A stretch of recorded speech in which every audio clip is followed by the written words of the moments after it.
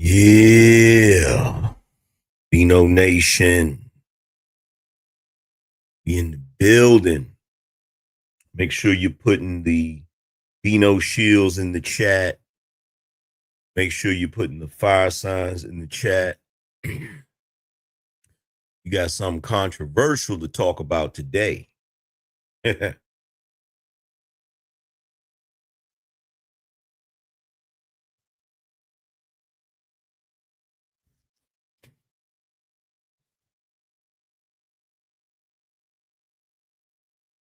So, the Supreme Court is now hearing oral arguments about the 1965 Civil Rights Act. And of course, you know, this is going to be controversial because this includes race. And during these oral arguments, Ketanji Brown Jackson said one of the most idiotic things that I have ever heard in my entire life, especially for her to be a Supreme Court justice, especially for her to be a Harvard grad.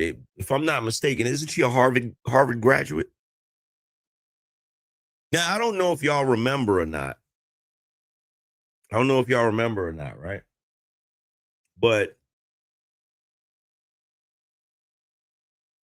I was on Sarah and the Raging Tomato, and I stated that Ketanji Brown Jackson was not qualified to be a Supreme Court justice. Now, one of the panelists, Ryan, over there, was highly upset with me, and said, "Well, what do you mean she's not qualified? Could you explain why she's not qualified?" Well, to start off, her name is Ketanji, and that's not a joke. If I were going to court and the judge that had to preside over my case was a black woman named Ketanji, I would be fairly alarmed. I would be worried. Okay. And that's not me joking. That's me being dead serious. I'm look at my face. I'm being serious. Um, but I explained to him that the only reason, or at least the way it was presented to us, because if you remember, Joe Biden said it is time for a black woman to be on the Supreme Court. That's how he presented it. That's how he presented it. That's how he said it. He didn't say, you know what? I've found a fantastic candidate to be confirmed as a Supreme Court justice. She is extremely intelligent. She is fair. She is just. And in addition to that, she's also a black woman. So there's a possibility we might end up getting the first black woman as a Supreme Court justice. Now, if he would have presented it like that, it would look drastically different. But he didn't. He said, it's time for us to have a black woman on the Supreme Court. There's no black women on the Supreme Court, so we got to shoehorn one in there.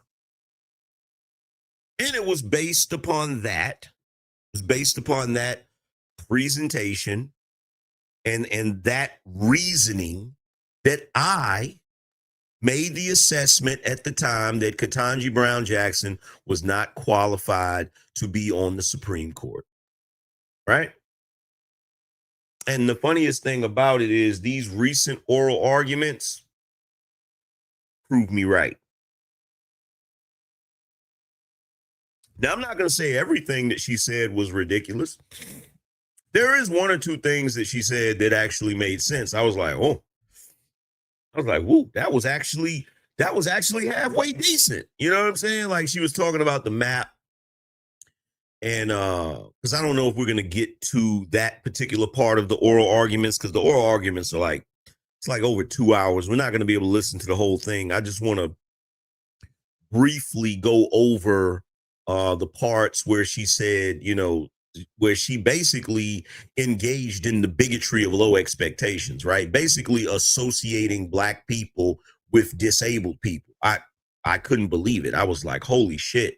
Could you imagine if Amy Coney Barrett said that? Like, could you imagine if a white lady on the Supreme Court associated in an attempt to try to explain the disadvantage of black people when it comes to voting rights? Could you imagine if Justice Amy Coney Barrett associated black people with disabled people? Could you imagine how utterly ridiculous that would be? So, and by the way, I know that we're not gonna have a lot of people in here today because nobody really wants to hear the oral arguments of the Supreme Court. They're just going to make the assumption. How much do y'all want to bet? How much do y'all want to bet that the vast majority of the black population is going to say, as soon as they find out that they're challenging the Voters' Rights Act of 1965, how much do you want to bet the majority of black people are going to think this is about taking away their right to vote? Do you realize there's a lot of black people that think black people didn't get the right to vote until 1965? Do you realize that there's a lot of black people that think the Voters' Rights Act of 1965 is about black people's right to vote? And when I say right to vote, I mean whether they can vote or can't vote. Now, I know what some of you are going to say, but it is about that, Angryman. Technically, it's not, because black people already had the right to vote. Black people had the right to vote coming into Reconstruction. You feel me? The reason why the Voters' Rights Act was created was because as black people started voting, once they gained their freedom, there were things that were put in place to discriminate against them, to keep them from voting. So it wasn't that they didn't have the right to vote. The problem was the Dixiecrats, who we all know today are the Democrats. They would put things into place so that it would be difficult, if not impossible, for black people to vote. They had literacy tests. They would have goofy stuff like, they'd have a jar of freaking jelly beans, and they'd say, you have to guess the amount of jelly beans in there. And if you can guess the exact amount of jelly beans, then you get to vote. Goofy stuff like that. Stuff that full and well would never happen today, right? You had the either red shirts or white shirts. I forgot what they called them, but they would go around and engage in voter intimidation and try to either try to stop black people from voting, either through force or sometimes bribery. Sometimes they would give black people money to not vote, right? And keep in mind, like, I don't know if y'all remember, I talked about this. I went over this around the 2024 election and the 2020 election. I went over this. I broke down this entire thing. And the reason why I felt the need to break it down is because what people don't realize is this was the tactics of the Dixiecrats. This was the tactics of the Democrats. The entire reason that they had literacy tests for black people, the entire reason that they had all of these goofy things where you had to guess jelly beans, the amount of jelly beans and all of this, people forget the reason they were doing that was to stop black people from voting for Republicans. It wasn't to just stop them from voting. Because if they would have been voting for Democrats, They wouldn't have cared. In the South, they wouldn't have gave a shit. If black people were voting for Democrats, no one would have cared. It was the fact that they were voting for Republicans. Why was this a problem? It was a problem because the entire Republican Party was started for the purpose of freeing the slaves. And the first Republican president that was ever elected, Abraham Lincoln, signed the Emancipation Proclamation. So, of course, going into Reconstruction after the Civil War, you know full and well that the majority of black folk are going to vote Republican. Why wouldn't they vote Republican? The Republican Party freed them. The first Republican president signed the Emancipation Proclamation. So what ended up happening, see, nobody's going to talk about this today. Nobody's going to talk about this today because people don't know their history. And those that do know the history ain't going to tell it, right? As the mayor said on Do the Right Thing, he said, those that know, those that don't know will tell, and those that know won't tell, right? But we're going to talk about it today. We're going to talk about it today. And if you think that I don't know what I'm talking about, you can do your research. You can go and do your research and all of that good stuff, right?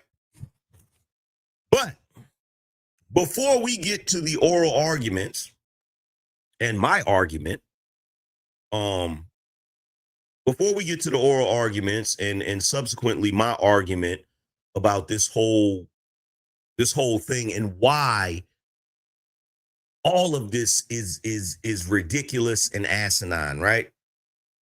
First thing I want to do is I want to play a video that explains the Voting Rights Act. Simply so that we're all on the same page. So that we're all on the same page and we all know what time it is. So everybody knows what the Voting Rights Act is. So let's pull this up. Because the last thing we need to do is go into the oral arguments of the Voters' Rights Act, and people don't necessarily know what the Voters' Rights Act was about. So let's do that real quick. Let's make this smaller. Here we go. Oh, and by the way, make sure you guys are supporting the show. I don't know what it is. Y'all must not have no love for the street conservative. Y'all must not have no love for the street conservative, because when we try to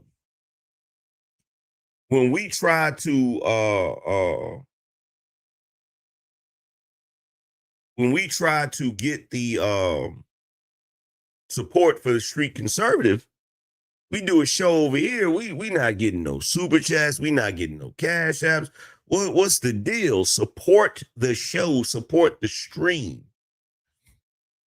Despite the ratification of the 15th Amendment in 1870 that protected citizens' right to vote based on race and previous condition of servitude, things like poll taxes, literacy tests, and the grandfather clause were still allowed due to the Supreme Court's poor interpretation of the amendment. In United States v. Reese, William Garner, an African-American, was denied the right to vote by two election inspectors by the name of Hiram Reese and Matthew Fauci. Reese and Fauci said that Garner refused to pay the poll tax, but in reality, Garner tried to pay the tax but was refused by the tax collector. When this case eventually went to the Supreme Court, they determined that the language of the Enforcement Act of 1870 was too broad and that the 15th Amendment did not ban things like poll taxes and literacy tests.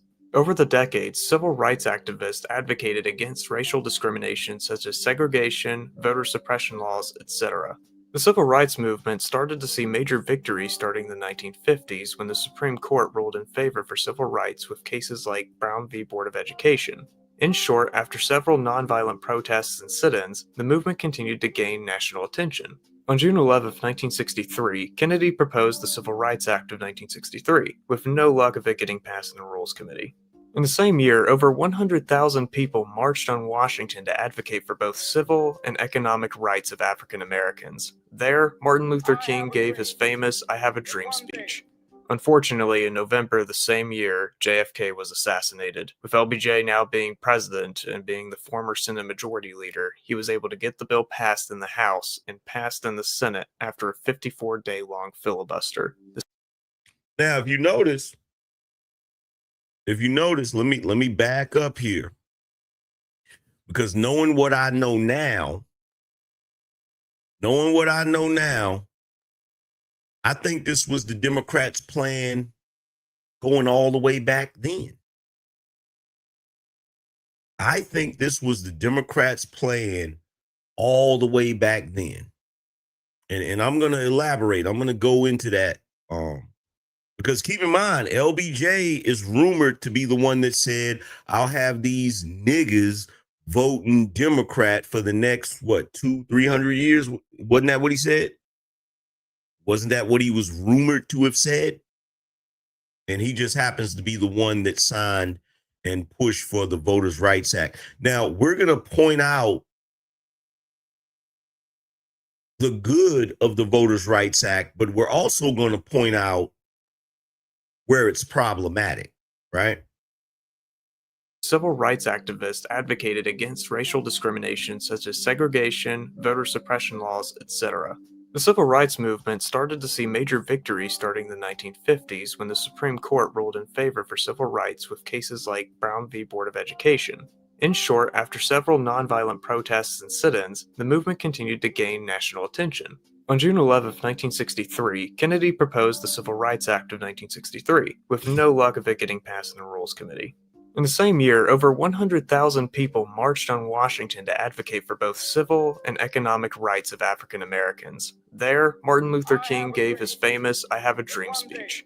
Unfortunately, in November the same year, JFK was assassinated. With LBJ now being president and being the former Senate Majority Leader, he was able to get the bill passed in the House and passed in the Senate after a 54-day-long filibuster. The Civil Rights Act of 1964 banned discrimination based on sex and race and helped in the effort of desegregating schools. However, despite the amount of good the Civil Rights Act of 1964 did, it did not stop literacy tests and other means of voter suppression. With voter suppression in the South still alive, the civil rights protests continued. After the So, in my humble opinion, I feel like Democrats have used the premise of voter suppression and the 1965 Voters' Rights Act in order to stack the deck in their favor. They've taken something that is supposed to be intended for good, but they have used it to their advantage in order to stack the deck politically. And I'm going to get to how they did that in a second. 1964 elections, the Southern Christian Leadership Conference led by Martin Luther King Jr. and the Student Nonviolent Coordinating Committee pushed for action from the federal government to protect racial minorities' voting rights. Starting in January 1965, civil rights leaders held demonstrations in Selma, Alabama. Unfortunately, on March 7, 1965, one of the marches were violently interrupted by police.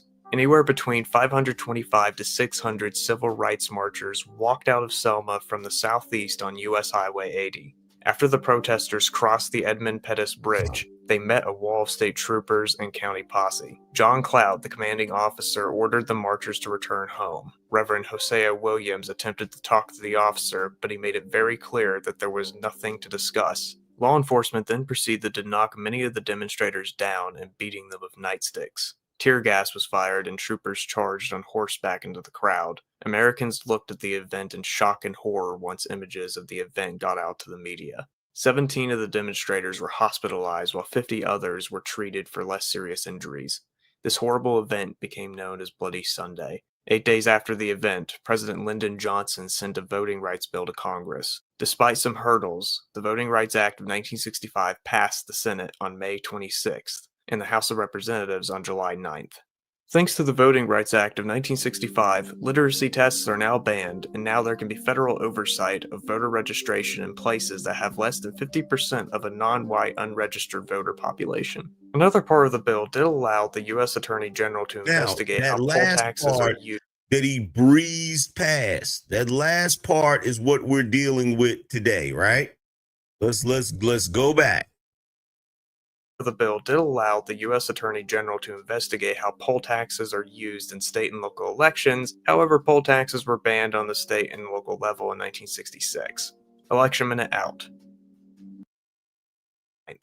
Thanks to the Voting Rights Act of 1965, literacy tests are now banned, and now there can be federal oversight of voter registration in places that have less than 50% of a non white unregistered voter population. You hear that last part? I'm gonna play that last part again. Registration in places that have less than 50% of voter literacy tests are now banned, and now there can be federal oversight of voter registration in places that have less than 50% of a non white unregistered voter population. Play it again. Of a non-white unregistered voter population. Places that have less than 50% oversight of voter registration tests are now banned, and now there can be federal oversight And now there can be federal oversight of voter registration in places that have of voter registration in places that have a less than 50% of a non-white unregistered voter. Less than 50% of a non-white Voter population. Unregistered voter population.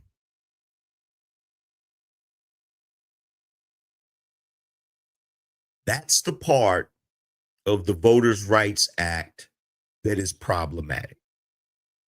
That's the part that's problematic. The part that's problematic is there's nothing wrong with making sure that there are no literacy tests and that no one is discriminating against someone because of their color, right? You can't vote because you're black or whatever, right? There's absolutely nothing wrong with that. And it makes perfect sense to seek a remedy for that, right? Which was necessary back in the day. But let's be honest. Let's be completely and totally honest. On average, when you go to the voting booth, when you go to the voting precinct, is somebody looking at you because you're black and not giving you your damn voter card for you to vote? Is that really going on today?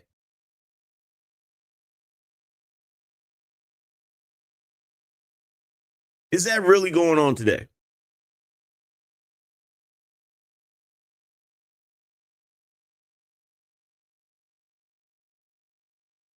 Now, the problem with the Voters' Rights Act is the Democrats have used the Voters' Rights Act and the premise of racial discrimination when it comes to voting to write or draw maps for black districts that don't make sense.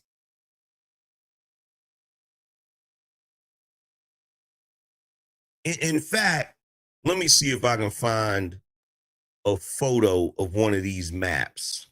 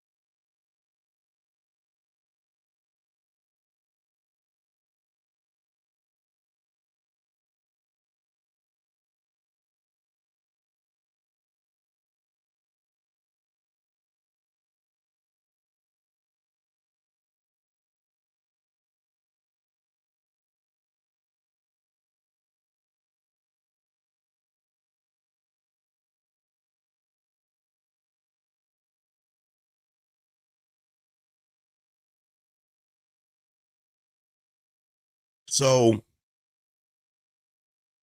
here's an article that came out. Here's an article that came out. Let's see. This came out in 2021, right? This article came out in 2021. Let me see if I can. Let's see.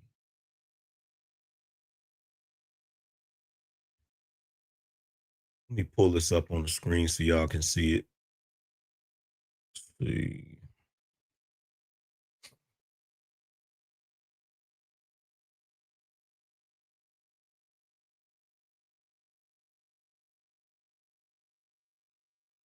Okay, so in this article, it says lawsuit, new state legislative map undermines black voters. According to the lawsuit, 1/5 of the district's black voting age population was moved into two nearby districts under the new legislative maps.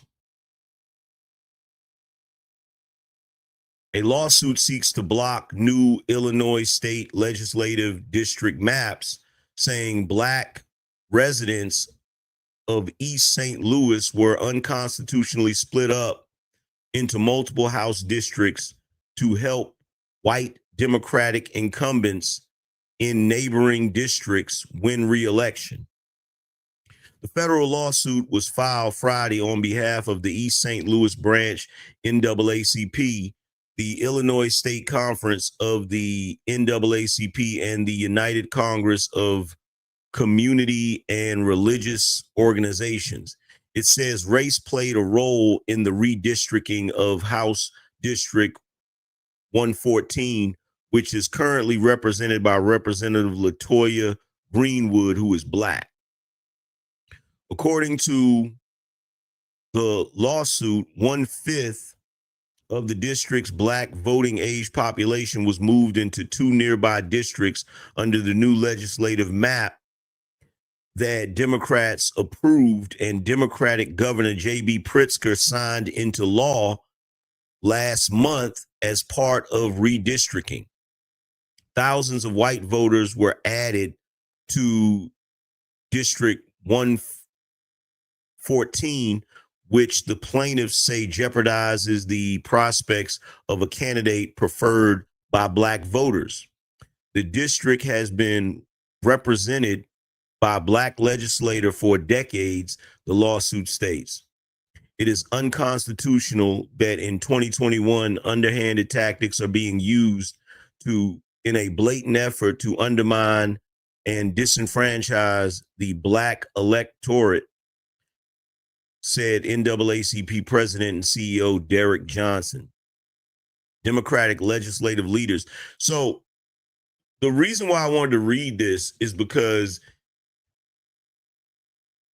there's a goofy game that's being played, and it's been played for a long time, ever since the Democrats figured out they can play these games with the district maps. See, the whole reason why all of this is coming up now is because the Democrats for a very long time have been gerrymandering, right? They've been gerrymandering the maps in order to get favor, right? You look at some of the black districts, the way the districts are drawn, it's drawn in a certain way that is supposed to be in order to give black people a more favorable, what's the word for it? They're basically trying to say that black people vote doesn't count, right?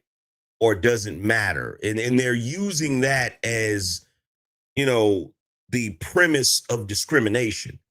So what they do is they redraw the map so that the black vote is comparable to the white vote in that area, right?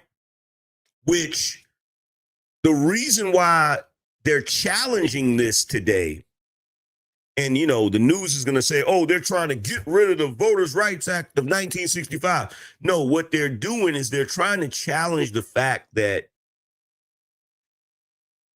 if the entire premise of the Voters' Rights Act of 1965 was to eliminate discrimination,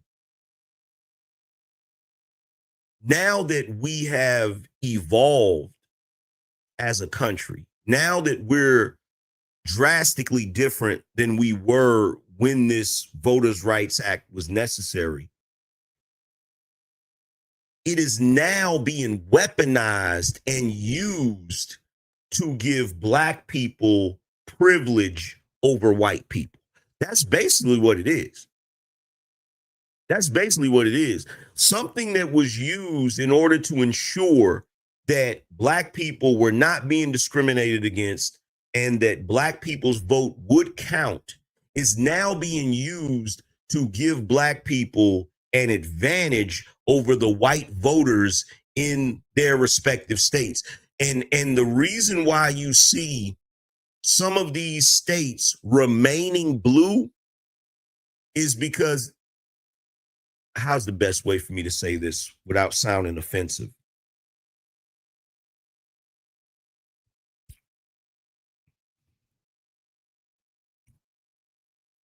You know what? There's no other way to say it without sounding offensive. The Democrats figured out that they could use Black people as useful idiots. The Democrats figured out that, you know what? We'll say Black people are still being discriminated against. We'll gerrymander the hell out of these places. We'll draw these maps and say that we're doing it so that the Black vote is not being diluted, so that the Black vote is being counted. When really the only thing we're doing is we're making the Black vote more privileged than the white vote in order to stack the deck, because we know that Black voters are low information voters and they're going to vote Democrat regardless. How do we know they're going to vote Democrat regardless? Because we have spent so long painting the Republicans as racist that we know every single election season, all we have to do is come out with the same talking points, blaming the Republicans for any ills of the Black community and saying that the Republicans are racist. And we know that the Black people are going to automatically vote Democrat. See, the thing about this Voters' Rights Act issue, this wouldn't even be an issue if Black people did not vote the way they vote. How do they vote, Angryman? They vote Democrat no matter what. They vote blue no matter who. See, this wouldn't even be an issue if Black voters were not low information voters. This wouldn't even be an issue. This wouldn't even be an issue. But it is an issue because the Democrats, as crafty as they are, as predatory as they are, they know Black people are going to vote Democrat no matter what. So what they do is they use the premise of racial discrimination. They use the 1965 Voters' Rights Act. They use anything that is associated with racial discrimination in order to stack the deck in their favor. This is what they do. This is what they do. And they think nobody else is smart enough to see it. And see, the thing is, they can always get Black people on their side because all they're going to do, and you watch in the news, you watch, it's going to happen. All they're going to do is they're going to fearmonger the shit out of Black people. They're going to say, Well, Trump said he was going to make America great again, and he's doing that. He's trying to take America back to the Jim Crow era. They're trying to get rid of the 1965 Voters' Rights Act. That's what they're going to do. They're going to go on the news and they're going to make black people feel like they're trying to take away your right to vote. They're trying to dilute your vote. They're trying to watch. That's what's coming. That's what's coming. That's what's coming. And see, the reason is some people might be like, well, Angryman, why are you in favor of that? Why are you in favor of them challenging the 1965 Voters' Rights Act? The reason why I'm glad they're challenging it and I'm glad they're revisiting it is because look at how the Democrats have used it in order to make certain states blue strongholds. Those cities, those blue cities in those blue states are the worst cities in this country. They are the most crime-ridden cities. They are the most violent cities. They are the most woke cities. And the only way that we're ever going to stop the Democrats' unjust, ridiculous grip on this country is you got to take away their weapons. You got to take away their weapons. You have to take away the things that they are manipulating. Now, am I saying they need to completely get rid of the 1965 Voters' Rights Act? No, but it needs to be adjusted or amended or whatever.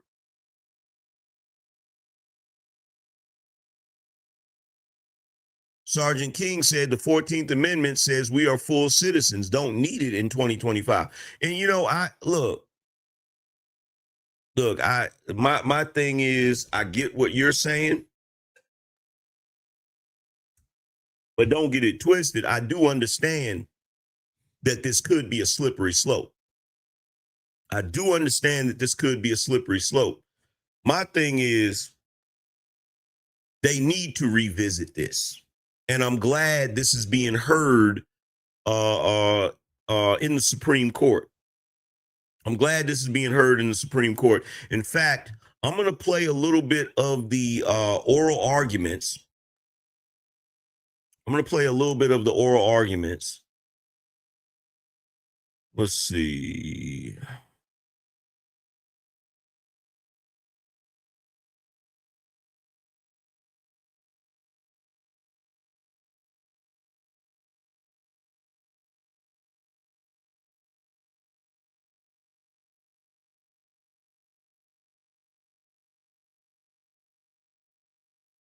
Like, look at the way they draw these maps, bro.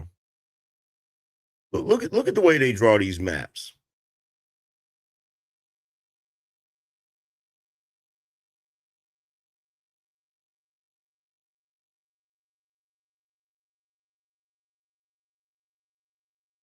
Look at how they draw these maps, bro.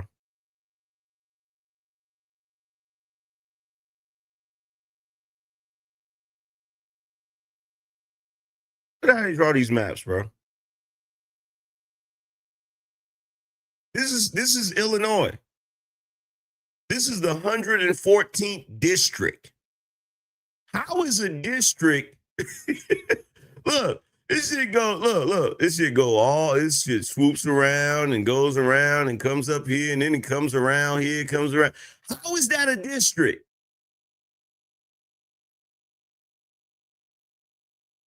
How is that a district?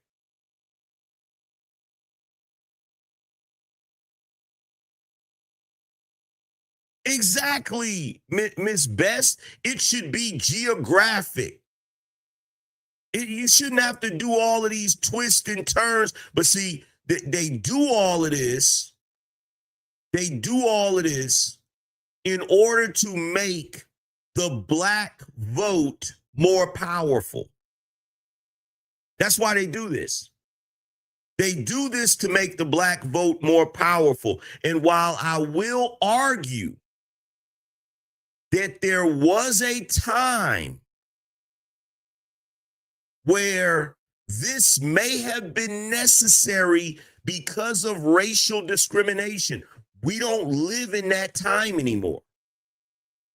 And now this is just being used to guarantee that the Democrats stay in power, because they know the people in this district that are black are low information voters. They're going to vote Democrat regardless, because every time there's a voting, every time it comes time to vote, the Democrats are going to get up there. They're going to do their song and dance.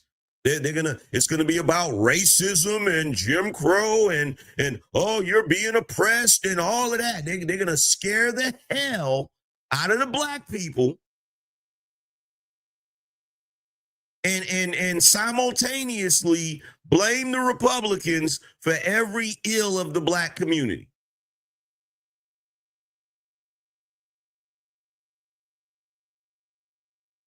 Look at these districts. This is ridiculous. This is ridiculous. It's ridiculous, bro.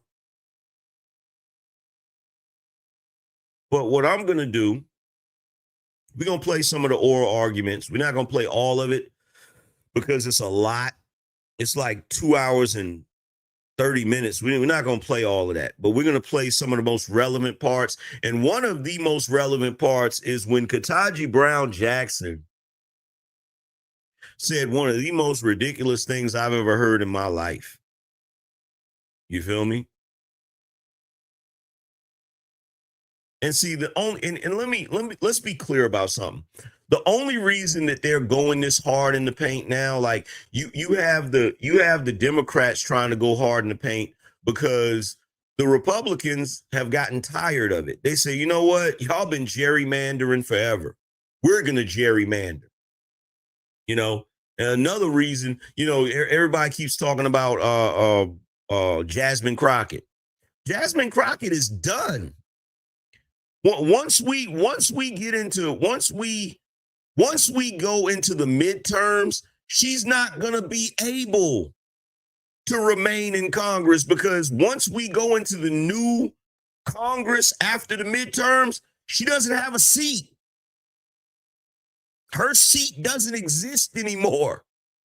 It's gone. It's out of here. You feel me? She's done. You understand? And that's really what the Democrats are so upset about. Like right now, they're in California scrambling. I heard they got some kind of something on the table called Prop 50. They're scrambling. You know why they're scrambling? Because they've already gerrymandered the shit out of California. And the reason why the Democrats right now do not have a response for the Republicans gerrymandering is because the Republicans have pretty much they've pretty much been chilling on the gerrymandering side of the game. It's been the Democrats that have been gerrymandering the shit out of every state that they have, creating these Democrat strongholds. That's the reason why California is such a Democrat stronghold, because they've gerrymandered the shit out of it. They've done it so much that they don't have any more wiggle room to gerrymander anymore. It's like, bro, you trying to squeeze some more juice out of that lemon. You squeezed it for every little bit you can get. And I get what you thought. You thought, this is what they thought, right? They thought, okay, we got California and we got New York, right? California's a large state. New York has a large population. Chicago also has a large population, right? It's like, oh, we can keep those blue, we'll always win. But you know what they didn't count on? They didn't count on Texas, and they didn't count on Florida. Now, I forgot how many new seats that Texas just got. And I think Florida's trying to get some new seats. And look, I'm sorry for people that's upset about this. I'm sorry. The Democrats have been running this country for too damn long, and they've been running it into the damn ground. The left has been running this country for too damn long. I even heard a rumor, and I don't know how true it is. Y'all correct me if I'm wrong. I heard a rumor that they're thinking about trying to pass some legislation that will make it possible for Trump to have a third term. Did y'all hear that rumor?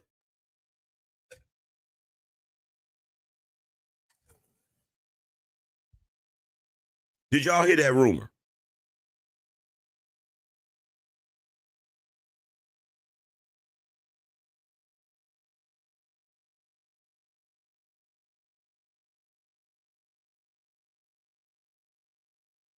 Yeah, I don't know how true it is.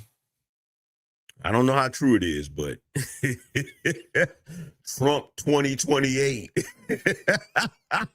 Oh my God. Could you imagine, bro, if they passed something like that allowed him to get a third term and he actually got a third term? Could you imagine? Yo, Joy Reid gonna be bald headed. The little bit of hair she got left, she gonna snatch it. She gonna snatch it clean out her head, bro. Oh my God, could you imagine? They would lose it, bro. They would lose it. But yo, let's check this out real quick. Let's check this out real quick. I just want to get your response to that. Our response to that is simple, Your Honor. Over 3 decades, dating back to Shaw 1 and Miller, the court has always qualified its voting cases with the caveat that racial stereotyping is bad, the 14th Amendment forbids it, and in all events, it can't persist.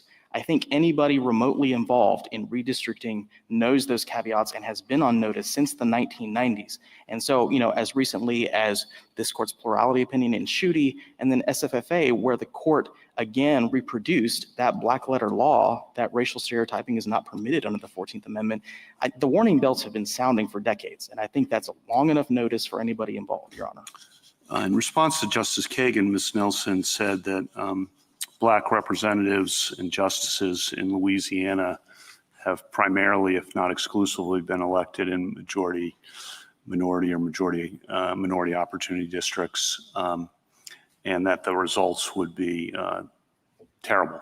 You want to respond to that?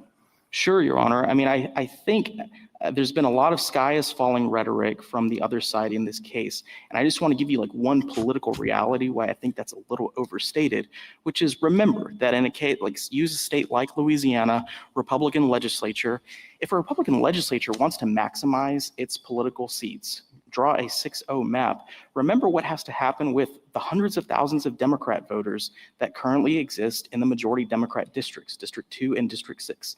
They have to go somewhere, and that means that if the legislature wants to take the risk of maximizing, what they're doing is turning safe districts for high-profile political incumbents purple. And that, I think, is a very dangerous political risk. I don't know what our legislature would do if the court rules in our favor, but I'm just saying that's one political reality that makes me pause and say, I don't think the sky is going to fall. Thank you. Justice Barrett? Just have a clarifying question to see how I'm thinking about this and or the arguments that are being made. Would you say that Section 2, insofar as it goes beyond just intentional discrimination, because as Justice Kagan said, Congress amended it when we said that before, is itself an exercise of the enforcement power? Judge, I'm going to assume here that Congress's enforcement power is necessary and the congruence and proportionality test applies to Section 2. Do you agree with that conception? And I guess just to tell you where I'm coming from, I mean, it's one thing to say that the map itself is the remedy, but it might also be that the statute itself, insofar it goes beyond intentional discrimination, is the remedy. Is that a way to think about it, or is that how the arguments are going? I think that's right, Justice Barrett. I mean, I think the court's precedents assume that if a plaintiff in a Section 2 case can prove up the preconditions and the totality of the circumstances, the automatic remedy, at least in this case, is going to be a majority-minority district. And I think the court's precedents assume that that is statutorily mandated. Like that's just the natural the consequence of a violation finding. So I do think it's built into the statute. Now, there was a lot of discussion earlier about whether we're attacking Section 2 itself, like facially, and that's just not true. The re-argument QP in our briefing has been focused solely on this use of race-based redistricting as a remedy. I think all the other applications of Section 2 that this court has considered remain fair game. If a plaintiff especially can show intentional discrimination, of course, that all remains fair game. But I think we're narrowly focused here on the use of race to draw district lines insofar as the court has understood that to be mandated by Section 2 to remedy an alleged violation. So you don't understand your. And this is why this is problematic. This is why this is problematic. Because you can't, look, here's the thing, man. And this is what my belief is. My belief is ever since the Jim Crow era, we have been trying our best to create remedies for racial discrimination. It's almost like, okay, the country we started off to a rocky start. A lot of bad shit was done, and we're trying to become decent people, and we've got the training wheels on, right? To me, it's like, take the damn training wheels off. Take the training wheel. Like when you're teaching a kid to ride a bike, right? He can't keep the training wheels on forever. Sooner or later, you got to take the training wheels off and give him an opportunity to ride and see if he's going to fall or if he's going to be able to keep his balance. I think it's time America takes the training wheels off. And the reason why I say this, when I say training wheels, I mean all of these things that we have in place to try to make sure that nobody's racially discriminated against. Like, the reason why I feel this way is because there are districts where there are predominantly white, it's a predominantly white population, and they end up electing Black people. You can find it all over the country. And the reason why is because if the candidate that is running for office in this day and age, aligns with your political views, your beliefs, your values, the things that you want, you're going to vote for them, whether they're white, Black, green, purple, or whatever. That is the reality of what we live in today. That is the reality of what we live in today. And I personally believe the only reason race continues to be an issue is because we continue to make it an issue. We continue to make it an issue instead of allowing it to die. To be arguing that any part of Section 2 is itself unconstitutional, but simply is the way that courts have been applying it goes beyond. That's correct, Justice Barrett. I mean, this court's precedents culminating in SFFA have said if the racial classification that a government's employing to allegedly remedy a violation is what's at issue, like that's the constitutional problem. And that's where we focused our briefing. Thank you. Justice Jackson? So where in Section 2 does it mandate another minority district? I mean, my understanding, as I explored with Ms. Nelson, is that Section 2 is the mechanism by which we determine that equal electoral opportunity is not being provided for a certain minority group. And we've interpreted in jingles, we've given some flesh to how one goes about identifying that set of circumstances. But I thought that's the end of it in terms of the court's announcement under Section 2, and the court then turns to the state and says, how do you want to remedy this? We've got a problem. And sometimes the state might draw a second minority district, sometimes it might not. And yet your answer to Justice Barrett was, well, everybody just knows that that's the automatic remedy. So can you help me figure out that disconnect? Well, Justice, She's in over her head. Like I've listened to oral arguments before. Clarence Thomas. I could go down the list of immaculate arguments that I've heard. Like arguments that were like, wow, that makes perfect sense. Like that's not even debatable. But when I listen to Ketanji Brown Jackson talking, it's like she's muddling her way through it. It's like I don't hear the confidence there. I don't hear. It's like she's ill-equipped for this position. And I'm not saying that simply because, because everybody's going to say, oh, you're just saying that because she's a black woman. That's not the reason why I'm saying it. I'm saying it because it is what it is. She does not sound like she is equipped to be a Supreme Court justice. Jackson, I think there's a reason why this court's voting precedents going all the way back to Shaw 1 are so tied up with race. It's because the remedy, as parties and the courts have understood Section 2 to operate, is almost always going to be race-based. They're so tied up with race because that's the initial problem, right? That's where that's the beginning. Activism. There's the active. You see what I mean? There's the activism. There's the activism. She's not supposed to be doing that. She's not supposed to be doing that. Race. It's because the remedy as party. Justice Barrett was, well, everybody just knows that that's the automatic remedy. So can you help me figure out that disconnect? Well, Justice Jackson, I think there's a reason why this court's voting precedents going all the way back to Shaw 1 are so tied up with race. It's because the remedy, as parties and the courts have understood Section 2 to operate, is almost always going to be race-based. They're so tied up with race because that's the initial problem. And see, this is the part she doesn't get. This is the part she doesn't get. You cannot solve racism with more racism. You cannot solve more racism with more racism. If you have a race-based problem and your remedy for the problem is a different form of racism, that's not going to solve the problem. That doesn't solve the problem. You can't, if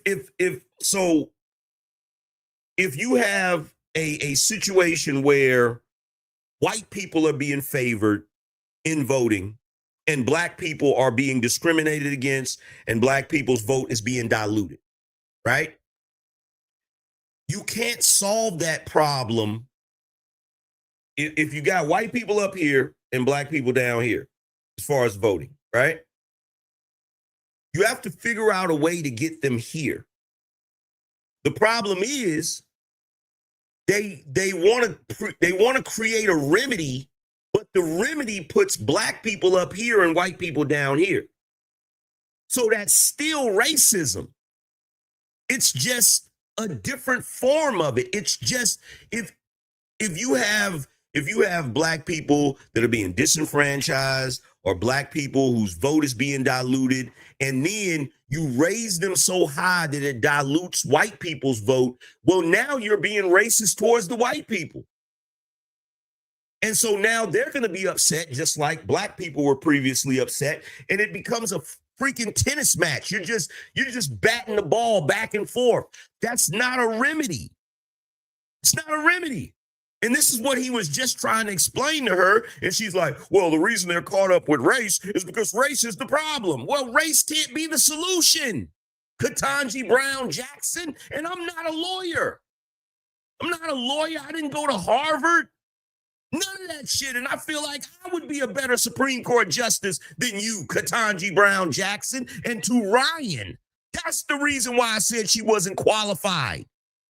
Because she lacks basic logic. And I knew this the moment they asked her, what is a woman? And she couldn't answer the question. She couldn't answer the question. Why couldn't she understand? Why couldn't she answer the question? Because she is so filled with agenda and so filled with partisan politics and activism that she would rather give you some politically correct bullshit answer instead of just answering straight what a woman is. The same way she's sitting here right now, not understanding the concept that you cannot solve a racial issue with more racism. It doesn't work. It has never worked. Right? That's the beginning. The beginning is the claim that a person makes under Section 2 that because of their race, they are not being afforded equal electoral opportunity. It is a separate question as to how we go about remedying that and the extent to which we need to use race as a remedy. That's the question we're here on today, but the Section 2 issue is just what circumstances do we look at to determine whether this... Now, if you listen to these oral arguments, every other Supreme Court justice, when they're speaking to understand. They're asking for clarification. They're trying to understand where they're coming, where the entire argument, what is this argument about? Where are you coming from? They're trying to understand. She's the only one that's sitting up there preaching at people. She's the only one. If you listen. Problem of unequal electoral opportunity on the basis of race is occurring. Right. And a couple of responses to that, Justice Jackson. Wait, so can I just ask, why is that not a compelling state interest to identify areas in which that problem is occurring? Your Honor, of course, as this court recognized in SFFA, states can remedy intentional No, I'm not talking about the remedy. They, I'm talking about identify. Identify. Of course. All right. So if I'm right, that Section 2 is about identifying. She's not even letting them talk. This is what happens. This is what happens. The problem and then requiring some remedy. I don't understand why your answer to Justice Kagan's question about is this a compelling state interest is no. The answer is obviously yes, that you have an interest in remedying the effects of racial discrimination that we identify using this tool. Whether you go too far in your remedy is another issue, right? You have to acknowledge whether or not that actually exists in 2025, in this day and age. You have to figure out, she keeps talking about identifying racial discrimination. Is it incumbent upon the state to identify racial segregation? I would argue, is it incumbent upon the state to recognize when there isn't racial discrimination and people are using that premise to their advantage?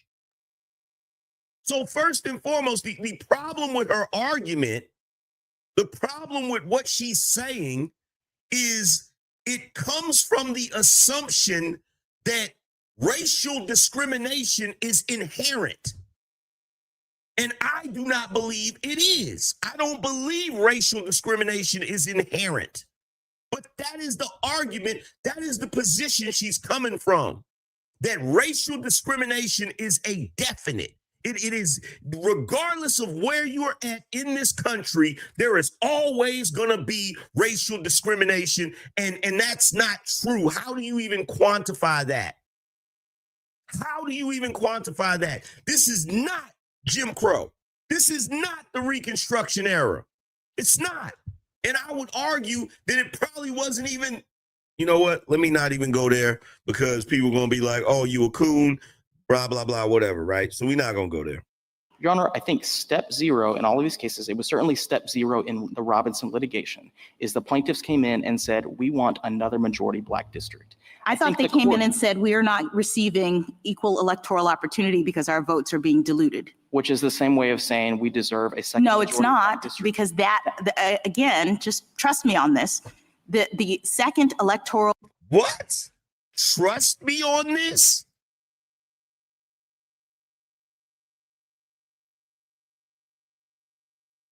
And look, he called it out for what it was. He called it out for what it was. She said, no, they're saying that their votes is diluted. And he said, yeah, which is another way of them saying we need another majority black district. This is what I just was talking about. Is it actual racial discrimination, or is it the premise of racial discrimination that is being used in order to stack the deck? This is why this is problematic. But the only way it's not problematic is if you assume that the people that are pushing for another predominantly black district only have good intentions. And it's necessary because of racial discrimination. But guess what? If there's no racial discrimination there and the people that are pushing for that do not have good intentions, well, guess what? You've just allowed someone to use the premise of racial discrimination and the 1965 Voters' Rights Act in order to stack the deck politically so that they can get what they want. And that shit is not constitutional. Bro, fam.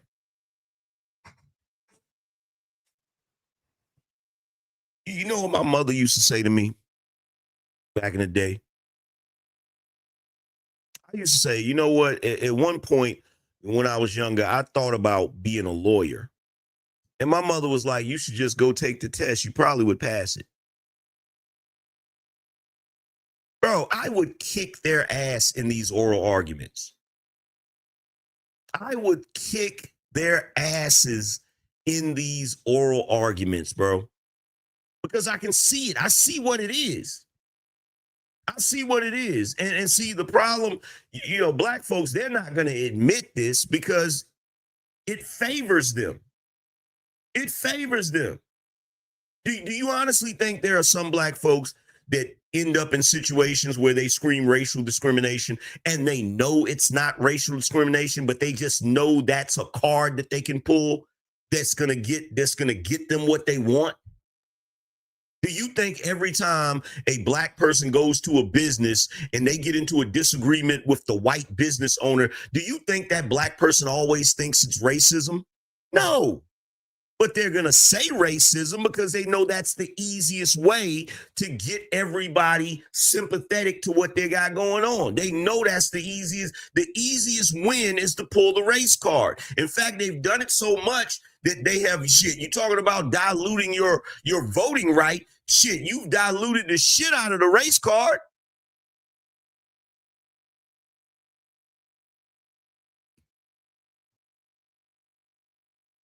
Discrimination that we identify using this tool. Whether you go too far in your remedy is another issue, right? Your Honor, I think step zero in all of these cases, it was certainly step zero in the Robinson litigation, is the plaintiffs came in and said, we want another majority black district. I thought they came in and said, we are not receiving equal electoral opportunity because our votes are being diluted. Which is the same way of saying we deserve a second No, majority it's black not, district. because that, again, just trust me on this. The second. When has a lawyer ever made an oral argument and said, trust me on this? When has a lawyer ever made an oral argument and said, trust me on this? She has no business on the Supreme Court. She has absolutely no business on the Supreme Court. Everything that's coming out of her mouth is freaking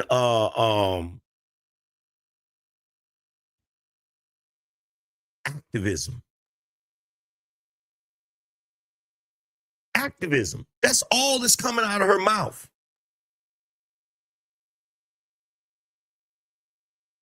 Second electoral or second district is a remedy that one could offer for a problem that we've identified. And the whole Robinson litigation was about identifying the problem. Is this really happening? In many, many Section 2 cases, the court says, you're wrong, you're fine. There is not an electoral opportunity being denied to you, go away. In this case, the court said, I see. I'm looking at the factors. I appreciate what you're saying. You've proven that we have this problem. And so the next question is, how do we go about remedying it? Right. And the problem, Justice Jackson, that the Middle District identified was not intentional discrimination. And in fact, I think Why when do I you hear need my intentional discrimination to remedy a problem like the one that I've identified? because if you're going to use race the way that the Robinson appellants want the court to use race in drawing a second majority minority district, you've got to have a compelling interest. Thank you. And thank you, Mr. Chief Justice. Thank you, counsel. You see that? You see that? He was cooking. He was cooking it. Thank you. He shut that down quick because he's about to make her look goofy. He's about to make her look real goofy. Second electoral or second district is a remedy that one could offer for a problem that we've identified. And the whole Robinson litigation was about identifying the problem. Is this really happening? In many, many Section 2 cases, the court says, you're wrong. You're fine. There is not an electoral opportunity being denied to you. Go away. In this case, the court said, I see. I'm looking at the factors. I appreciate what you're saying. You've proven that we have this problem. And so the next question is, how do we go about remedying it? Right. And the problem, Justice Jackson, that the Middle District identified was not intentional discrimination. And in fact, I think Why when I do you hear need my intentional discrimination to remedy a problem like the one that I've identified? because if Because it's 2025. That's why. you're going to use race the way that the Robinson appellants want the court to use race in drawing a second majority minority district, you've got to have a compelling interest. Thank you. And Did you shut that down? If you want to use race in order to draw another majority minority district, you have to have a compelling case. In other words, there has to be blatant discrimination. Ketanji Brown Jackson should know that. And that's the reason why after he said it, she said, thank you. She wanted him to stop talking. This woman has no business. No business on the Supreme Court. Could you imagine what would have happened if Obama and Biden would have got all of the people on the Supreme Court that they wanted? Could you imagine? Could you imagine if Merrick Garland wasn't he a Biden not Biden? Wasn't he a Obama appointee that Obama wasn't able to get on the Supreme Court? I can't remember. Somebody correct me. Wasn't Merrick Garland? Didn't Barack Obama propose that, didn't he want Merrick Garland on the Supreme Court?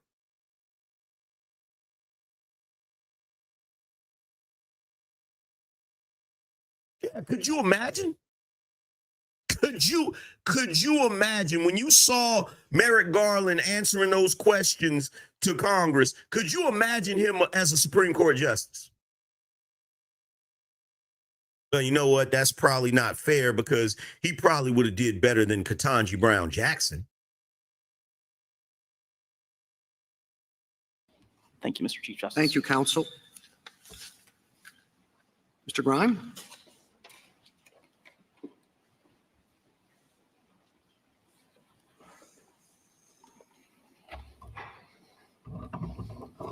Oh, she's not finished. She's going to put her foot in the mouth again. She's not finished. Mr. Chief Justice, and may it please the court.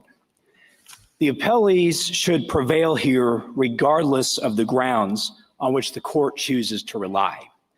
In today's America, voters like the appellees are still being racially stereotyped to place them into single-member districts. If it was ever acceptable under our colorblind Constitution to do this, it was never intended to continue indefinitely. Section 2 effects findings alone can no longer justify the widespread stereotyping of American voters based on race in violation of the 14th and 15th Amendments. It is time to reach a question this court has never reached and hold that Section 2 alone is no compelling interest for racially gerrymandering citizens like the appellees today. The court should affirm and direct the district court to order a remedial map in time for the 2026 elections. I welcome any questions. The last time we had this case, and in the materials that we have, there was quite a bit of discussion in the debate surrounding SB 8 that It's Clarence Thomas right there. this district had to be drawn this way, the second district, because of the litigation earlier in the Robinson case. What's your view of the role of Robinson in the development of SB 8? Well, it has exactly one point of contact, which is the state has admitted that it felt that it had to draw a second majority-minority district because of Robinson to avoid trial in Robinson. They did not want to have a trial during the time it was going to be scheduled. And so they passed the second majority-minority district, and they race predominated in doing that. When you say race predominated, what exactly do you mean by that? I just mean to apply the standard from Cooper and. Well, I mean practically, how is it used in your mind, or in your thinking? Well, basically the state went to the strongest remaining area of minority population, which was East Baton Rouge, and then they looked about the state for enough minority voters that was still contiguous to the main concentration in East Baton Rouge, and they went to the Northwest. And again, the goal that could not be compromised, which was the standard here, was that they had to draw a second majority-minority district, and that made race predominate, both in the direction and in the details of how the lines were drawn. Mr. Grime, you and the Solicitor General. Now, what did you notice about Clarence Thomas? Because see, here's the thing about this. At the end of the day, the justices are going to write their opinions. They're going to make their decisions. They don't have to argue with them. They just have to ask them questions to get a better understanding of what they're presenting, the case that they're presenting. That's why I'm trying to figure out, why is Ketanji Brown Jackson arguing with the guy? You don't have to argue with the guy. All you have to do is ask him to elaborate on what he's like. Never mind. I'm sorry. This just annoys the shit out of me. Never mind. Spoke about stereotyping and how there's no place for stereotyping. But I'm wondering what stereotyping has to do with any of this. The requirements of a Section 2 vote dilution claim are essentially that there's residential segregation by race. That's not stereotyping. That's just where people live. And that there is racial block voting. Essentially, that whites won't vote for a black candidate. That's not stereotyping either. That's just what the data shows about racially block voting. So I'm wondering how it is that stereotyping gets into this case at all. Well, Your Honor, two points. First of all, stereotyping is the remedy that occurs when race predominates and is used to sort voters into one district or the other. And the reason that's important is to go back to the second kind of predicate to your question. In a jingle showing, the showing that's made is not that white voters or majority voters won't vote for the minority candidate. The only showing that's currently being made is correlation. And so what we're not seeing in cases today is a showing that we can separate out partisan politics, any partisan motivations that the majority or minority voters have. And so that case could come along, but that's not part of the required showing of jingles the way courts are applying it. Well, I think that, we've had several cases up here where we've acknowledged that there's some interaction between race and partisan affiliation. Obviously, that's right. But see, here's where the problem comes in. You're trying to create a remedy because according to you, the data shows that a lot of white candidates don't want to vote for a black candidate, right? This is what they're arguing. They're arguing that a lot of white voters typically don't want to vote for a black candidate, right? Now, I haven't seen those numbers. I would have to actually look that up and see if that's actually a thing. You know, there may be some truth to it, depending on the area, depending on the, the culture of that demographic or whatever. But if you're trying to create a remedy for that, you're saying, okay, well, you got these white voters that don't want to vote for a black candidate.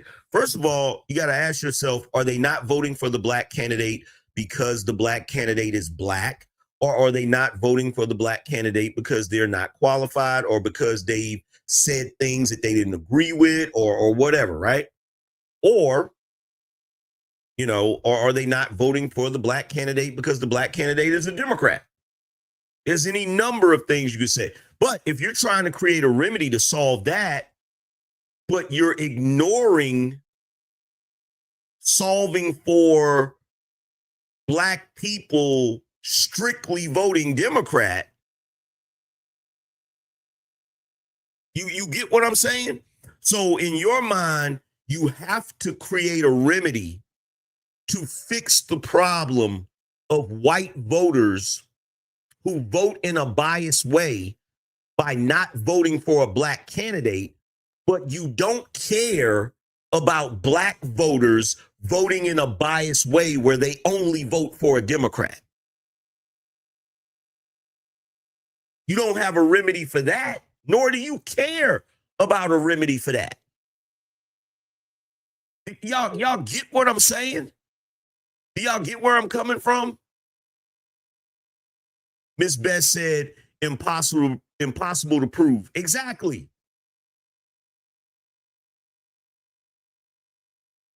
Yeah, vote blue no matter who. Now, here's the funny thing about that. You can actually prove that because they say it. I'm voting blue no matter who.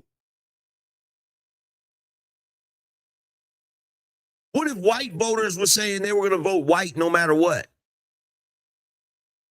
It would be considered racist. It would be considered bigotry. It would be considered ignorant. And we would be seeking some sort of remedy for that. But when a black person says, I'm voting blue no matter who, that may not be racist because the Democratic candidate may be black or white. It's not racist, but it is certainly bigoted. It is certainly prejudiced, and it is certainly ignorant.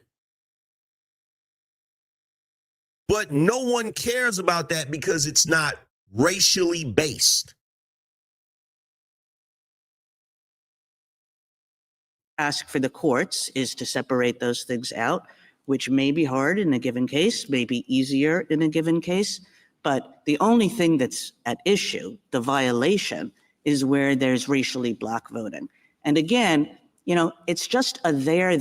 There is currently, in order to prove a Section 2 violation, you have to show that the current conditions, not some old conditions that happened in 1962 or in 1982, but the current conditions are such that there's no equal opportunity for African American voters or some other group because there's racially black voting.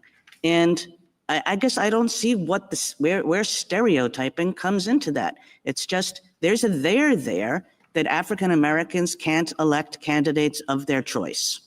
Well, the problem, though, is in the remedy. The problem is that when you are drawing your remedial district, which is the very first part of Jingles, that may not be the final district you end up with, but just to reach, I'm covering your question and a question Justice Jackson asked. The very first thing the plaintiff shows is here's the community that was cracked or packed. And so to undo that, you have to look at the race of the voters all around that area, and you've got to make assumptions about them based on statistics, but you've got to make assumptions about what they think and how they vote based on their race. And you're drawing new districts based on that. Yeah, I mean, this is. Which means that you have to weigh into it certain stereotypes. If you're trying to get accurate data, you're going to have to weigh certain like stereotypes into your data gathering, like to try to get an idea of. They should understand this must be Sotomayor. Is this Justice Sotomayor that's talking? I'm assuming this is Justice Sotomayor. It's the thing that we decided in Milligan, because what the state said in Milligan was that the plaintiffs could not use a map that was at all race-based themselves in order to show that there was a way out of this kind of vote dilution, these kinds of vote dilution practices. And the court said, of course you can do something that is race-based, even though not race predominant, that we're not going to insist that you come in and ignore the factor of race when the only reason we're here is because race has played such an integral part in the voting process that people are being deprived of their voting rights because of race. Well, Justice Kagan, the plurality in that section of Milligan That's Justice drew the line Kagan. between race conscious and race predominant districting. Race based appears, and maybe we need to define all of our terms. It appears in the decision, but I think what is clear from that case is that the remedial maps can't allow race to predominate. I mean, the court said that the remedial map, the illustrative map, can't violate the court's redistricting decisions. And of course, there's the entire Shaw line. I don't think that there's any dispute as to that point, but we're a long way from racial predominance to have the plaintiffs come in with a map that in order to remedy the race-based problem that exists, the violation of voting rights based on race, itself takes race into account. Well, that's what Milligan said 3 years ago. The problem, I mean. And that wasn't a stereotype issue, and it wasn't a kind of like we're based on past conditions issue. We're based on current conditions, which is that we just proved a violation of people's voting rights based on current conditions. Stereotyping is always the main injury in a Shaw case. It's always the injury when race predominates. But you're asking for changes to Section 2, which is not the Shaw case. That's the confusion. Well, I understood that the illustrative maps that the plaintiffs bring in the beginning of a Shaw case is part of their showing that we have a problem. They're illustrative. They're not what Louisiana picked in this case. They're not what the court requires. The court gives the state, once the violation is established, the opportunity to draw its own map. So they're just showing, like that's just a step that you have to do as a part of your showing that we do have this vote dilution problem in this situation. And as Justice Kagan says, that's all based on current information. Well, but the question is, what's that is based on current information? It's not a showing of intentional discrimination. Why does it need to be? Is your suggestion that the only thing that's worthy of remedying is the intentional discrimination by the state? Yes. If the remedy is stereotyping and race-based. Yes. Absolutely. How can you remedy something if they keep saying there's a there. You got to prove the there is there. And then I get it. This is what makes racism so problematic. But how can you provide a remedy when you cannot identify the problem? Why does it have to be intention? There has to be an intention there. The same way, in order for you to prosecute a crime, there has to be a crime. How do you prosecute something that isn't a crime yet? How do you remedy something that isn't a problem yet? Jesus, Mary, and Joseph. Set aside what the remedy is. I just need an answer to the initial question, right? If I'm looking only at Section 2 world, we have a mechanism for identifying race-based vote dilution and other kinds of problems. Is your view that you only are entitled to some remedy for that if you demonstrate that the state intentionally is causing this to happen to you. Well, that's not current doctrine under Jingles, but the problem is that your argument? Is that what you're saying we have to do? Our argument is that asked him a question. Let him answer the question. Bro, this is why I said they don't need to be, bro. Oh my God. They don't need to be in no type of position of power. if you're going to allow a race-based remedy, it must be in response to intentional discrimination. So you don't get a remedy for an actual dilution or problem with your vote, the kinds of things that Congress cared about and that the Constitution requires. You don't get a remedy unless this was intentional on the part of the state with respect to you. Which is a constitutional vote dilution claim, which people always can be bringing. Thank you, counsel. Justice Thomas? Justice Alito? Justice Sotomayor? So I'm assuming that the ban on poll taxes, literacy, well, not poll taxes, because those have been eliminated by the 26th Amendment, but that the literacy ban that we have will sunset too? Those are not those remedies don't require racial stereotyping. Well, they Nothing do, like this. because to prove them, you have to prove that it affects the races. I mean, I just don't understand the stereotyping concept. Who the hell is giving a literacy test in this day and age to vote? Who? Who's giving a literacy test in this day and age to vote, just to vote?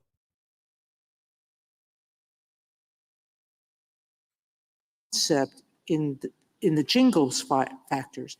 The Jingles factors is looking at whether these people have their vote is being diluted or if their vote is being taken away from them merely because they're Black. And so if that's the case, they're acting like if they got rid of the 1965 Voters' Rights Act today, the next election, they're going to have literacy tests and jars of jelly beans and tell Black people, hey, if you can't count all of these jelly beans, you can't vote. Like, are we serious right now? Are we serious? Yo, I'm going to tell you something right now. The Democrats' most potent weapon is the fear-mongering that centers around the idea that this country can go backwards to Reconstruction or Jim Crow. Does anybody really think that's possible? Does anybody really think that's possible? Let me tell you something.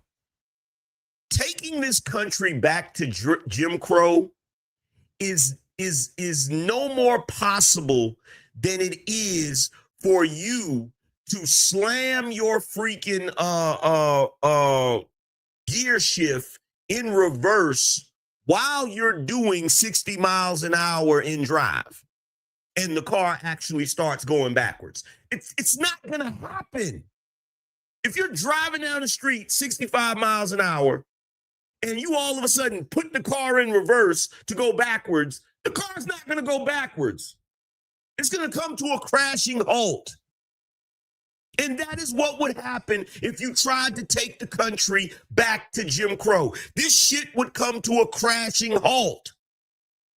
There is no universe. There is no possibility. There is no realm of existence where you could actually take 2025 United States of America and transform it back to 1960 America. It would never happen. It's not possible.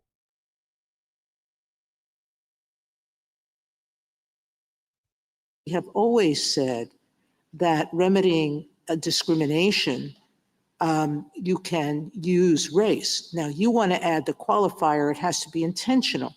But I don't see the 15th Amendment being limited that way. The words of the 15th Amendment are that Congress can stop any practice that dilutes voting. Practice is an act that has an effect. It didn't say intentional dilution of voting. The amendment itself talks about a practice.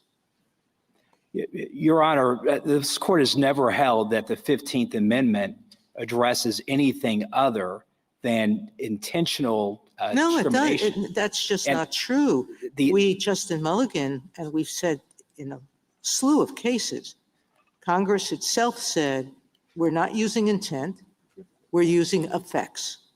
And we said, that's okay. That's within their power as specified in the 15th Amendment. But Your Honor, you can only catch the effects as part of an that's just the enforcement power at that point. So you're using the enforcement No, power based on a the showing. discrimination is the practice. The case law going back to Katzenbach and Mr. Ryan, How the hell do you assign a discriminatory effect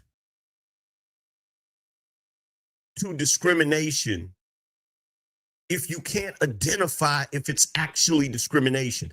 To me, that's like looking at something and seeing an effect, and because you want to assign it to something, you say, oh, well, that's because of racism. Oh, that's because of discrimination. But if you cannot identify the intent, how do you know that for sure? You're guessing. You're guessing, or worse, you're willfully suggesting that because you're trying to weaponize the situation. Do y'all get what I'm saying? Do y'all get what I'm saying? I'm sorry. Oh, are we, Yes. sorry. Justice Sotomayor. Well, I'll stop and you pick up. Justice Kagan. sorry, you're all No, you're not done. I'm in no hurry. What we've said, and this goes back umpteen years, and it was said again in Milligan, is that even if the constitutional prohibition is one on purposeful discrimination, Congress can enforce that prohibition under Section 5 of the amendment by way of prohibiting various kinds of effects. And so in Milligan, we said a ban on discriminatory effects is an appropriate method of promoting the purposes of the 15th Amendment. And as I said, that goes back to Katzenbach, it goes back to City of Rome. And I understand that common ground here, including among the SG, is essentially a desire to take us back to an entirely intent-based world. But that is, that is the thing that we tried to do, that Congress prevented us from doing, and that since the amendments of 1982 has been very clear that that you do an effects test for Section 2 in order to vindicate the purposes of the 15th and 14th Amendments.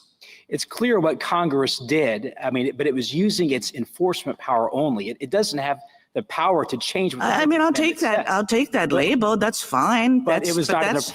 Congress has enforcement power under the 15th Amendment. But it was not an appropriate use of the enforcement power. And even if it was then, it's not appropriate today because it's not congruent and proportional.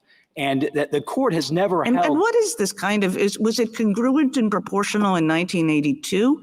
Or is it just like suddenly not congruent and proportional because it's 40 years later?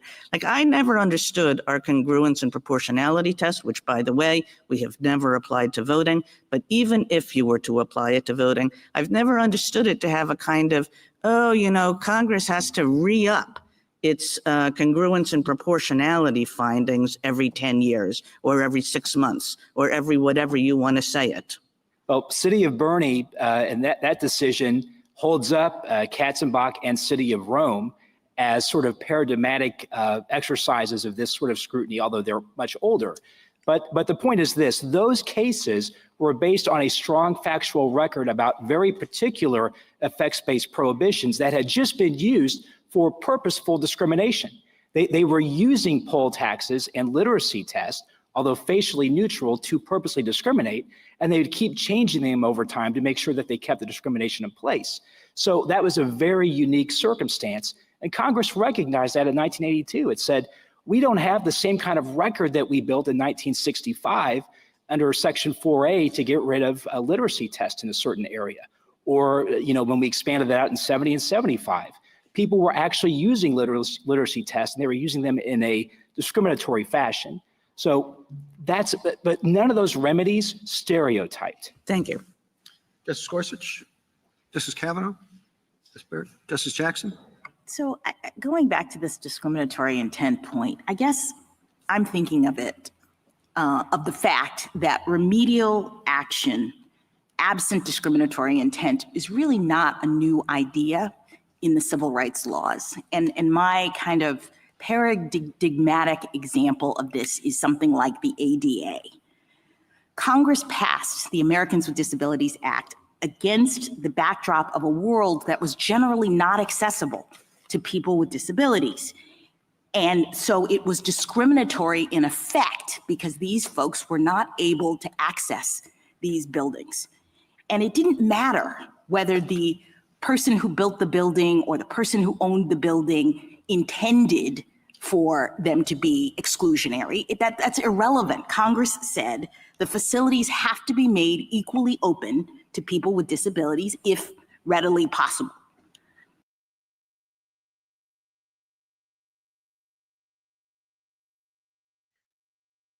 Ketanji Brown Jackson just made an argument that compares being Black to having a disability.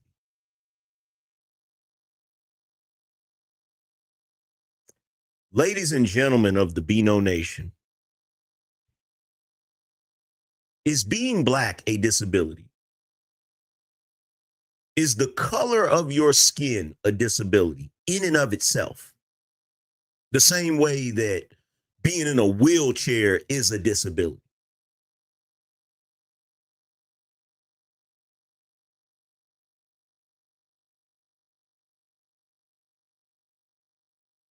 Why would this qualified, intelligent Supreme Court justice make such a ridiculously asinine comparison? Why would she do this? I'll tell you why she did this. Because whenever you've been a lefty activist for so damn long, you play victim for so long that at some point you become a parody of yourself. You become ridiculous. This woman literally sat here and compared being Black to having a disability. And then we have the nerve to wonder why Black people run around here playing victim 24/7. Because of mentalities like this. It is the bigotry of low expectations. And it is beyond ridiculous. And I'm not going to listen to any more of that. If you guys want to go check it out and listen to the entire thing, you are more than welcome to listen to the entire thing. There's the link right there. Shout out to Black Rosewood TV, said peace to the light-skinned God. Work. Appreciate you, bruh. Shout out to Grab, said, I feel like if you're a critical thinker, there's no way you can blindly follow the drivel the Democrats shell out. All they have is scare tactics. That's facts. Shout out to D-Rock Den, said, you're on point, AMG. Like, look at Cali with the yes on 50. Damn shame. Yeah. Shout out to Jerome, said Black folks are still paying attention. Black folks are still my bad. he wrote playing, but he meant paying, I think. Black folks are still paying attention to color of the chess pieces and not paying attention to the moves that's being made. That's facts. That's facts, bro. Shout out to Powers. OG said, I need 5 of y'all to match me. Black folks are insane because they have voted the same since I've been alive, 36 years, but expect different results. 47 showed how quickly Memphis, DC crime rate decreased. Yeah, it's funny. It's Donald Trump has proven one thing definitively.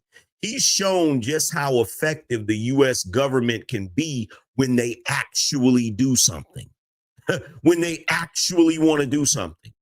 Shout out to the lowly one. Appreciate you, bro.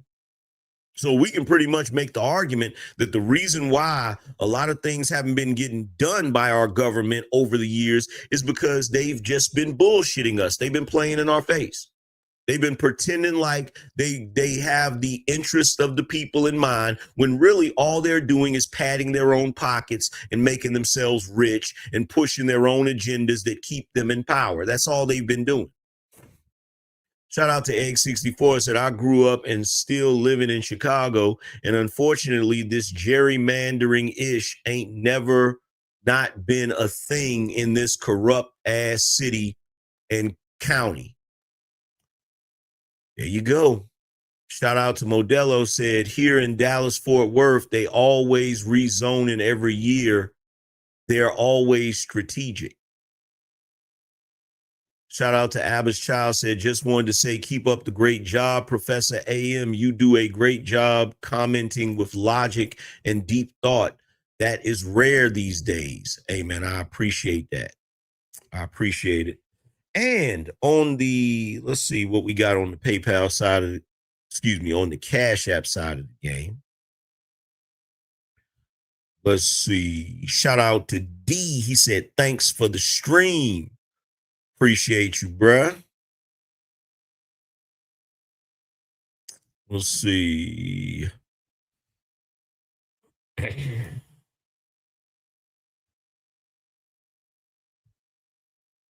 And shout out to my son. Shout out to my oldest son for paying me back. I actually loaned my oldest son some money, and he actually paid me back. I was like, shit, wasn't expecting that. That's awesome. Shout out to Jerome. He said, bringing the truth, bro. Appreciate you. Shout out to D-Rock then. He said, much love for the street conservative shoe. Appreciate you, fam. Shout out to Dark Power. Shout out to Matthew. He said, for the street conservative. Shout out to Gone Postal. Shout out to Quentin. He said, thanks for the stream, AM. Appreciate y'all. So that we're gonna keep seeing this type of goofiness from Ketanji Brown Jackson. And I'm really interested to see how this plays out in the Supreme Court. God only knows black folk are gonna pass out on black folk, liberals, leftists, and Democrats. They're gonna be passing out on the fainting couch if this doesn't go their way. But me personally, I feel like it needs to go a certain way, because we gotta take, man, the Democrats have a grip on this country. The lefties have a grip on this country. And if we can't stop them, this country is doomed. And when I say stop them, unlike the left and the Democrats, I don't mean violently. When I say stop them, I mean legislatively. Okay? Intellectually. All right? The Democrats have to be stopped legislatively because they have been running this country into the ground. And that's the only way they're going to be stopped. We need long-lasting legislation that will not only stop the current Democrats from their ridiculously partisan, far left liberal ideology and wokeness, but we need legislation to make it difficult for people to do it moving forward. Because the last thing we need is somebody coming in and undoing all of the work that's being done right now. And that's the reality. But I'm about to get up out of here and go grab me some lunch. Shout out to everybody that came through, everybody that contributed to the show. I greatly appreciate y'all.